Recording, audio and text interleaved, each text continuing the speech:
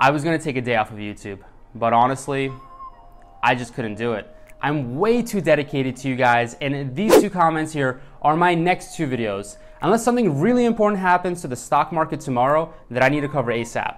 So as you can tell, this one is about DCA, or dollar cost averaging. If you just want to know the answer without watching my whole video, then the truth is Goldman Sachs doesn't throw all of their money into the stock market at once. They dollar cost average investors' money. The reason being that this strategy is known to work and perform very well. Now, if you want to get rich and watch this video to gain a stupid amount of knowledge and wealth, then thank you. I get to tell you exactly why dollar cost averaging works. Buckle up, smash the subscribe button, don't leave the like button alone, and get ready for your pockets to flood with hundreds. Let's break it down. There's two ways to invest. One, you can try to time the market. Or two, you can forget about trying to time it perfectly, and you can consistently and automatically invest in the stock market using dollar cost averaging. First, I'm going to explain what dollar cost averaging is, and then I will explain the secret power of DCA. Oof!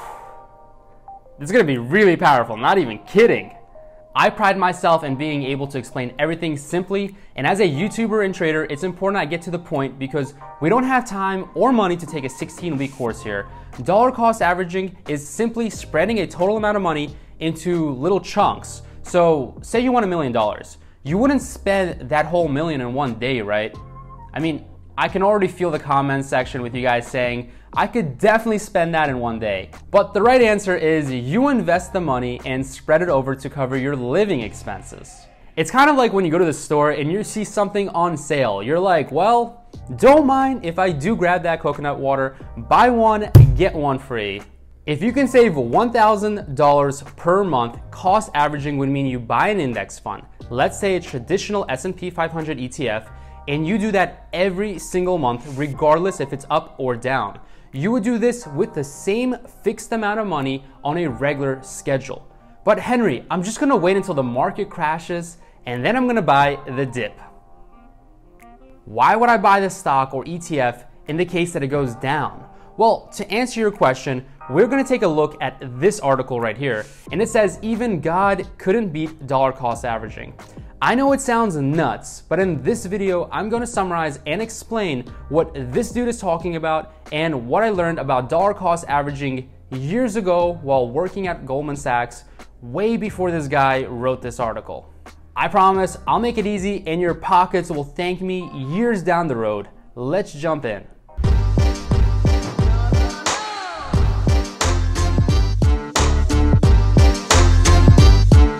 This guy, Nick, is selling me from the very first sentence. He says, this is the last article you will ever need to read on the market timing. I never believe in get rich quick. Nothing is easy or an overnight success. But there is some truth to this statement about market timing. And because I'm a very visual person and I know a lot of people like to learn by seeing, we're going to put two investment strategies head to head and compare the results. Strategy number one is the DCA, or dollar cost averaging strategy. You invest $100 inflation adjusted every month for a 40-year period. Strategy number two is buy the dip. You save $100 inflation adjusted again each month, and you only buy when the market is in a dip. A dip is defined as anything when the market is not at an all-time high. Not only will you buy the dip, but you will also have superpowers when you buy. You will know exactly when the market is at its absolute bottom between any two all-time highs. This will ensure that when you do buy the dip, it is almost at the lowest possible price. So are you wondering which strategy is the winner? Easy, simple DCA or buy the dip? If you like Marvel and superpowers, I do too. I used to play so many video games, but unfortunately your spidey senses failed you. Buy the dip underperforms DCA over 70% of the time. But how? Because buying the dip only works when you know that a massive decline is coming and you can time it perfectly, just like I timed a short squeeze when it came to Virgin Galactic. Since dips don't happen frequently and the market is nearly always in an uptrend except for 2008 crash and maybe the 2000 bubble, buying the dip rarely beats dollar cost averaging even if you pick an absolute bottom in a stock. But instead of listening to your new brother-in-law who worked for Goldman Sachs, let's take a look at a chart that shows the all-time highs for the S&P 500 from 1995 to 2018. You can see the green dots as new all-time highs. Now here's a second chart, but this time with the red dots showing exactly the lowest points between a new high, which your spidey senses would tell you, buy the dip. So the interesting part is from late 2000 till 2009, there was only one lowest point, and if you were waiting to buy the dip, you would be waiting for a really long time. If you think waiting for dinner takes long, think again.